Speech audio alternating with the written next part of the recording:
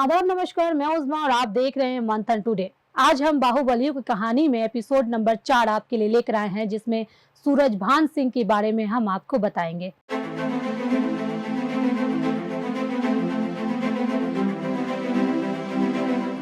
बिहार में चुनावी बयार फिर से बहने लगी है और इस बार भी चर्चा का सबसे बड़ा केंद्र बने हैं बाहुबली नेता। बिहार की सियासत में बाहुबलियों का असर दशकों से गहरा रहा है। कभी गोलियों की तरतराहट में सरकारें हिलती थी, तो कभी अपराध से राजनीति की सीढ़ी चढ़ने वाले चेहरे विधानसभा और संसद में पहुंचते थे। इन्हीं नामों में एक है मोकामा के पूर्व सांसद सूरजभान सिंह, जिनकी कहानी किसी फिल्म स्क्रिप्ट से कम नहीं। सूरजभान सिंह ने AK-47 की गूंज के बीच राजनीति में एंट्री की। अपराध से लेकर संसद तक का उनका सफर उस दौर का आईना है जब लोकतंत्र और बंदूक आमने सामने खड़े थे। लेकिन उनकी जिंदगी का सबसे चटपटा किस्सा है गाय वाली कहानी। साल था 1993। मोकामा और बेगूसराय के साम्राज्य पर वर्चस्व की लड़ाई शुरू हो चुकी थी। एक और सूरजभान सिंह, दूसरी ओर बेगूसराय के कुख्यात बाहुबली अशोक सम्राट।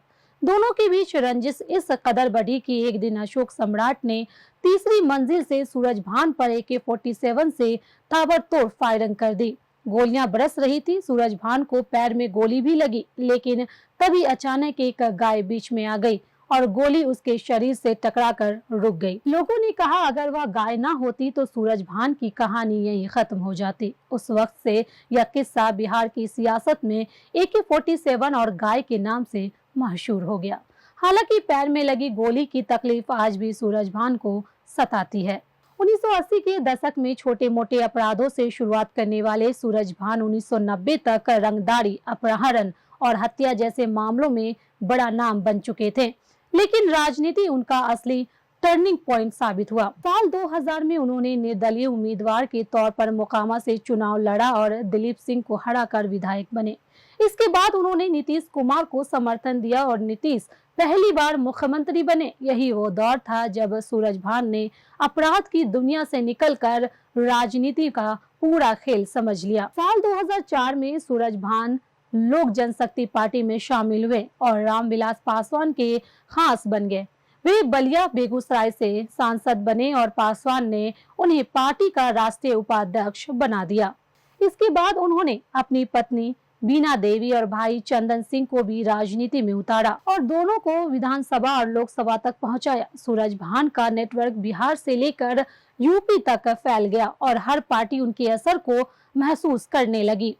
भले ही 2025 के चुनाव में सूरजभान खुद मैदान में नहीं है, लेकिन उनका परिवार अब भी सक्रिय है। बीना देवी और चंदन सिंह NDA की राजनीति में अपनी पकड़ मजबूत बनाए हुए हैं। हाल ही में सूरजभान ने मोकामा में अनंत सिंह पर हमला बोलते हुए कहा कि इतिहास, भूगोल और गणित बदल देंगे। इस बयान ने सियासी गलियारों में हलचल मचा दी। इधर RJD ने भी अपने पत्ते खोल दिए हैं। शहाबुद्दीन के बेटे ओसामा और पत्नी हिना साहब पार्टी में शामिल हो चुके हैं। वहीं अनंत सिंह की पत्नी नीलम देवी और बेटा चेतन आनंद मैदान में है। यानी मुकाबला फिर से बाहुबलियों के इर्द गिर्द घूम रहा है। बिहार की राजनीति से बाहुबलियों का असर पूरी तरह खत्म नहीं हुआ। पहले जितनी दहशत जरूरी नहीं रही, लेकिन असर अब भी है। मतदाता हर चुनाव में इस सवाल से जूझते हैं, बैलेट को चुने या फिर बाहुबली की छाया को। आगामी चुनाव में भी यही देखने को मिलेगा कि जनता इस बार किस पर भरोसा करती है। लेकिन इतना तय है कि AK-47 और गाय वाला किस्सा फिर से सियासी गलियों में हवा में तैरता रहेगा और बिहार की राजनीति की सच्चाई उजागर करता रहेगा। इस कहानी में बस इतना ही। मुझे दीजिए इजाजत। साथ ही हमारे चैनल को लाइक करें, सब्सक्राइब करें और फॉलो करना ना भूलें। बहुत बहुत शुक्रिया।